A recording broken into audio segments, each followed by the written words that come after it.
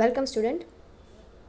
અગાઉ subject Indian ઇકોનોમિક્સમાં unit number 1માં તમે વિકાસશીલ અર્થતંત્ર તરીકે ભારતીય અર્થતંત્રની લાક્ષણિકતાઓનો ક્વેશ્ચન છે એ જોયો હતો. આજના લેક્ચરમાં એના પછીનો ક્વેશ્ચન છે ક્વેશ્ચન નંબર 4. વિકસિત દેશો સાથે ભારતની તુલના કરો. આ ક્વેશ્ચન છે એ માર્ચ 2019માં પૂછાયેલો છે, એટલે કે આપણે એક્ઝામ ઓરિએન્ટેડ છે આ સવાલ. વિકસિત દેશો સાથે ભારતની તુલના શું કહે છે? તો કે ભારત વિકાસશીલ અર્થતંત્ર છે, આપણે સૌ જાણીએ છીએ. તો વિકાસશીલ અર્થતંત્રની સરખામણી કરવાની છે વિકસિત અર્થતંત્ર સાથે, એટલે કે જે દેશ ઓલરેડી વિકસિત છે, જે લોકો ઓલરેડી ડેવલપ છે, એવી કન્ટ્રી સાથે જો સરખામણી કરીએ તો ભારત છે એ કેવી રીતે, કઈ જગ્યાએ, કેટલા ટકાવારીમાં અલગ પડે છે એ જોવાનું છે. તો સ્ટાર્ટ કરીએ. કેટલાક ઔદ્યોગિક રીતે વિકસિત દેશો સાથે ભારતની તુલના કરીએ ખ્યાલ આવે છે કે વિશ્વના અર્થતંત્રમાં ભારતનું સ્થાન ક્યાં છે અને કેવું છે. અલ્પવિકસિત દેશો અથવા વિકસિત દેશો તરીકે ઓળખાઈ રહ્યો છે, પણ દેશ આઝાદ થયો ત્યારથી અને આજની પરિસ્થિતિમાં ઘણો તફાવત છે. તે નજરઅંદાજ કરી શકાય તેમ નથી. શું કહે છે કે વિકસિત અર્થતંત્રની તુલનામાં જો ભારતીય અર્થતંત્રની વાત કરીએ, બરાબર, તો ભારતીય અર્થતંત્ર છે કયા ક્ષેત્રમાં કેવી રીતે આગળ છે, કેટલા પ્રમાણમાં આગળ છે એ જાણવું જરૂરી છે. વિકસિત દેશો છે એ ઓલરેડી વિકસિત છે, તેમની પાસે બધી જ સુવિધાઓ હશે. આપણે તફાવત જોયો તો વિકાસશીલ અર્થતંત્ર અને વિકસિત અર્થતંત્ર બંને વચ્ચે કેટલો તફાવત હોય છે. સાક્ષરતાની બાબતમાં જોઈએ, પછી ગ્રોથ એટલે કે વિકાસ દરની બાબતમાં જોઈએ, રોજગારીની બાબતમાં જોઈએ, બધી રીતે વિકસિત અર્થતંત્ર છે એ ખૂબ ડેવલપ છે.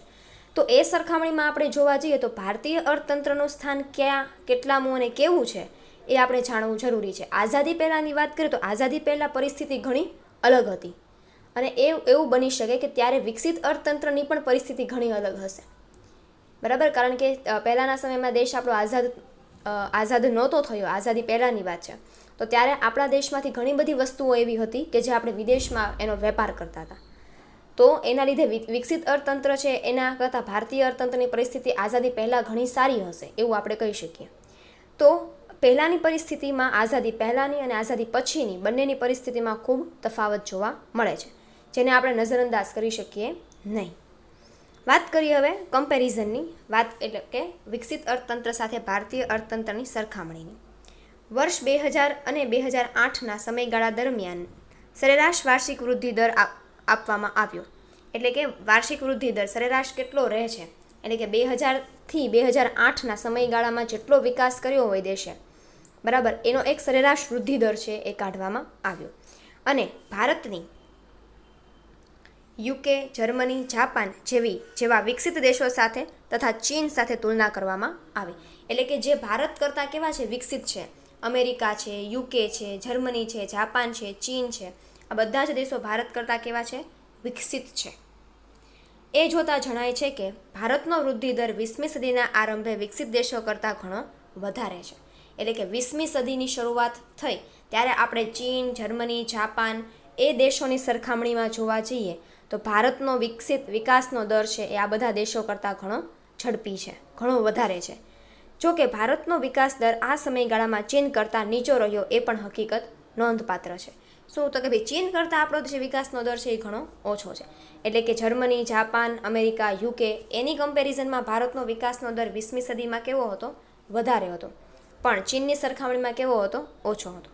ભારતનો વૃદ્ધિ દર વિકસિત દેશોની તુલનાએ 4થી 5 ગણો વધારે છે એ જોઈ શકાય. એટલે કે ચીન સિવાયના દેશની વાત કરીએ તો એના કરતાં આપણો વૃદ્ધિ દર છે એ 20મી સદી દરમિયાન 4થી 5 ગણો વધારે હતો. એટલે કે જર્મની, જાપાન, યુકે એ બધા દેશ કરતાં ભારતનો વિકાસનો દર 20મી સદી દરમિયાન 4થી 5 ગણો વધારે હતો.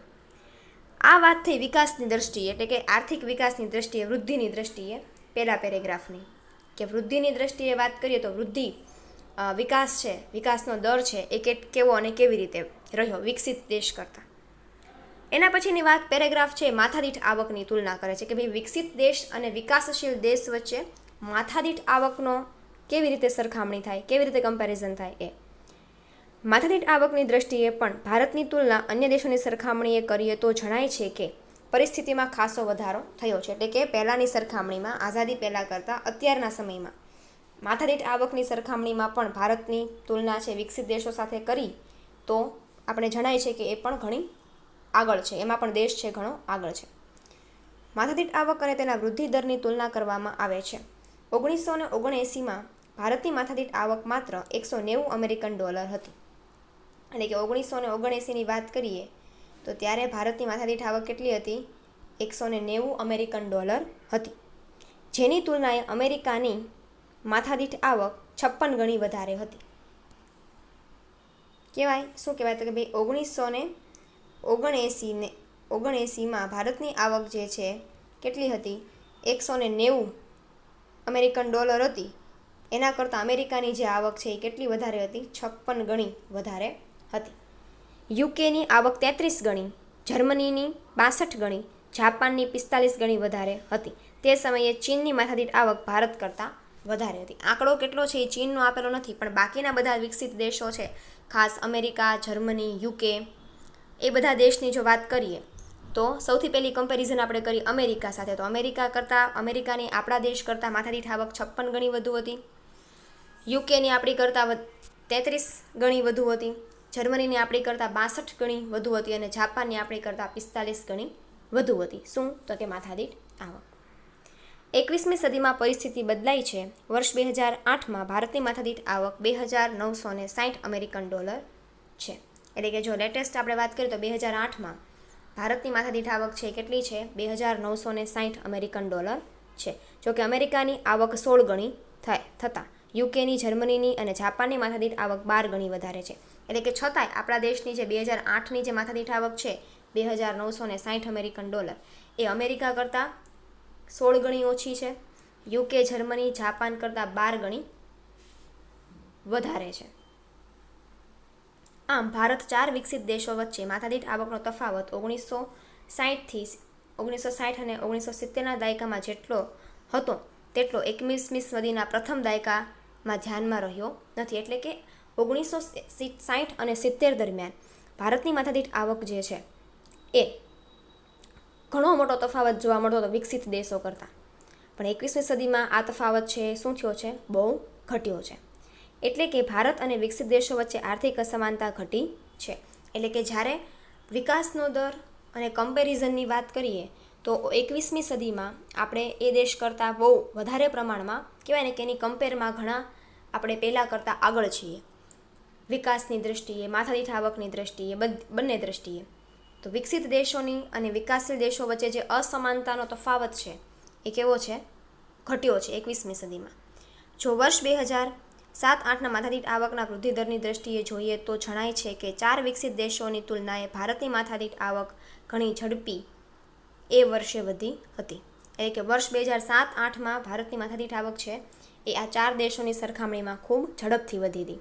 એનું રીઝન એવું હોવું જોઈએ કે ભાઈ વર્ષ 2007 અને 8માં બીજા દેશોની સરખામણીમાં ભારતની માથાદીઠ આવક જે છે એ જે ઝડપથી વધી છે એનું એક રીઝન એવું હશે કે ભાઈ ત્યારે રોજગારીની પરિસ્થિતિ સારી હશે, બધી સુવિધાઓ છે એ સારી મળતી હશે એટલા માટે. અમેરિકા અને યુકેનો વર્ષ 2008નો માથાદીઠ આવકનો વૃદ્ધિ દર લગભગ 0 નજીક જ હતો. જાપાન તો એ વર્ષે માથાદીઠ આવક વધારવાને બદલે 0.7% ઘટી હતી. એટલે કે બીજા દેશની વાત કરીએ તો અમેરિકા અને યુકેમાં માથાદીઠ આવક છે એ કોઈ પ્રકારની વધી નહોતી, 0 હતી એમ. એટલે કોઈ પ્રકારનો વધારો પણ નહોતો, કોઈ પ્રકારનો ઘટાડો પણ નહોતો. જ્યારે બીજા જે દેશોની વાત કરીએ અન્ય દેશોની, તો અન્ય દેશો જે છે એની 0.7% શું થઈ હતી? તો કે ભાઈ વધવા કરતાં માથાદીઠ આવકનો વૃદ્ધિ દર છે એ શું હતો? ઘટ્યો હતો. તો આ રીતે બીજો જે પેરેગ્રાફ છે અને ત્રીજો પેરેગ્રાફ છે એ તમને માથાદીઠ આવકની સરખામણીનો કીધેલો છે. પેલો જે છે એ શેનો કીધેલો છે? આર્થિક વૃદ્ધિ દરનો. આ છે એ વૃદ્ધિ દરનો પોઈન્ટ છે પહેલો પેરેગ્રાફ. બીજો પેરેગ્રાફ છે માથાદીઠ આવક અને ત્રીજો પેરેગ્રાફ પણ માથાદીઠ આવકનો છે. તો કેટલાક દેશો સાથે ભારતની માથાદીઠ આવકની તુલના, એટલે કે હવે ભારતની માથાદીઠ આવકની તુલના જે છે એ ટકાવારીમાં અને ડોલરમાં, કેટલા અમેરિકન ડોલરની જે છે એ આપણે જોઈએ. હવે આપણને એમ થાય કે ભાઈ આ કોષ્ટક છે એમાં આંકડા આટલા બધા આપ્યા છે તો આપણે યાદ કયા રાખવાના? તો જનરલી 2-3 દેશની જે માથાદીઠ આવક છે એ અને એ માથાદીઠ આવકનો વૃદ્ધિ દર છે એ 2-3 દેશનો યાદ રાખવાનો. જેમ કે પહેલું જે છે એ શું છે, અમેરિકા દેશ છે. અમેરિકા એની માથાદીઠ આવક અમેરિકન ડોલરમાં આપેલી છે 46,970 અમેરિકન ડોલર, અને જીડીપી એટલે કે માથાદીઠ આવકનો વૃદ્ધિ દર ટકાવારીમાં 0.2, આપણા દેશ કરતાં 0.2. એવી જ રીતે યુકેનું આપેલું છે 36,130 અને ટકાવારીમાં જોઈએ તો 0.1. પછી છે જર્મની છે, એમાં માથાદીઠ આવક જે આપી છે 35,940, ટકાવારી દર છે 1.5. જાપાન જે છે એનો માથાદીઠ આવક છે 35,220, જ્યારે એનો વૃદ્ધિ દર છે કેટલો છે, માઇનસમાં છે 0.7. એટલે કે પહેલાંની સરખામણીમાં અત્યારે એની માથાદીઠ આવક શું થઈ છે, ઘટી છે. ભારત 2,960, વૃદ્ધિ દર કેટલો છે તો કે 5.7. અને ચીન 6,020 અને વૃદ્ધિ દર છે 8.4. એટલે કે પહેલાંની સરખામણીમાં ભારતમાં વર્ષ 2008ના આંકડાઓની વાત કરીએ તો અગાઉના વર્ષ કરતાં અત્યારે માથાદીઠ આવક કેટલી છે અને એનો વૃદ્ધિ દર છે એ કેટલો છે એ અહીંયા કીધેલું છે. તો જનરલી બધી માહિતી યાદ ન રહે તો સિલેક્ટેડ છે, અમેરિકા છે, યુકે છે, ભારત છે, આવા 2 કે 3 દેશની તમે ઇન્ફોર્મેશન યાદ રાખો તો ચાલે.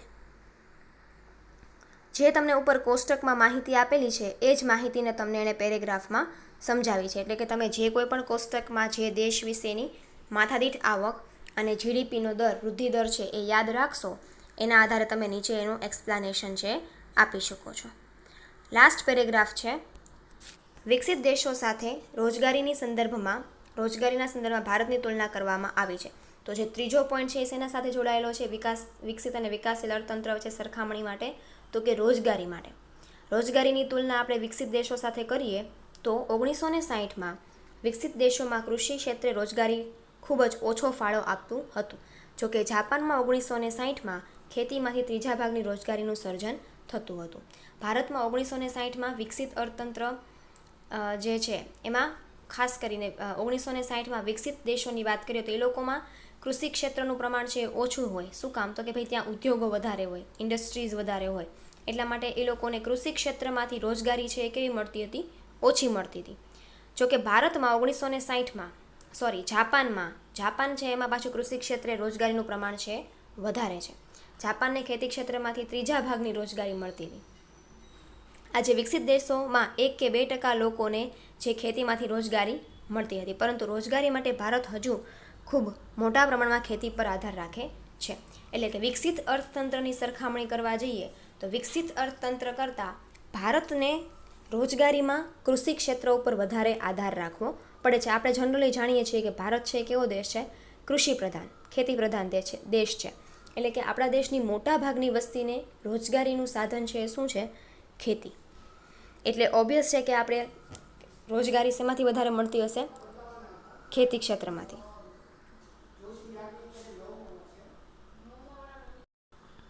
તમામ વિકસિત દેશોમાં સેવા ક્ષેત્ર 70%થી વધારે લોકોને રોજગારી મળે છે. સાથે સાથે વિકસિત દેશોમાં સેવા ક્ષેત્રમાંથી એટલે કે સર્વિસ સેક્ટરમાંથી રોજગારીનું પ્રમાણ છે વધારે છે.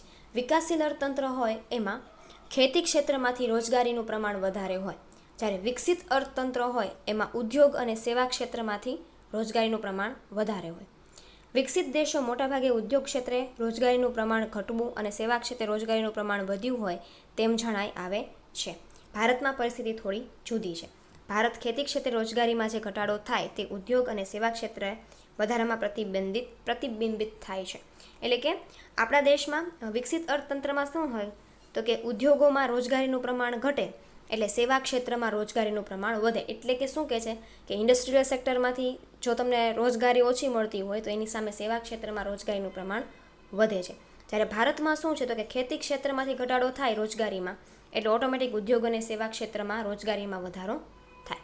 અને વિકસિત અર્થતંત્રમાં કૃષિ ક્ષેત્રે ખૂબ ઓછો ડેવલપમેન્ટ હોય, કારણ કે ત્યાં ઉદ્યોગોનું પ્રમાણ વધારે હોય એટલા માટે. તો ઉદ્યોગોમાં રોજગારીનું પ્રમાણ ઘટે એટલે કે સીધું એ શેમાં કન્વર્ટ થઈ જાય, સેવા ક્ષેત્રમાં, લોકો સર્વિસ સેક્ટરમાં આગળ વધે. તો આ રીતે વિકસિત અર્થતંત્રની તુલના છે એ વિકસિત અર્થતંત્ર સાથે ભારતની તુલના છે એ મુખ્યત્વે 3 બાબતમાં થાય છે. એક તો વૃદ્ધિ દર, બીજું છે માથાદીઠ આવકની તુલના અને ત્રીજું જે છે એ છે રોજગારી અને સાથે એક આ કોષ્ટક. ઓકે, નેક્સ્ટ લેક્ચરમાં આપણે જોઈશું એ ભારતમાં વિકાસને અવરોધતા પરિબળો વિશે. Thank you.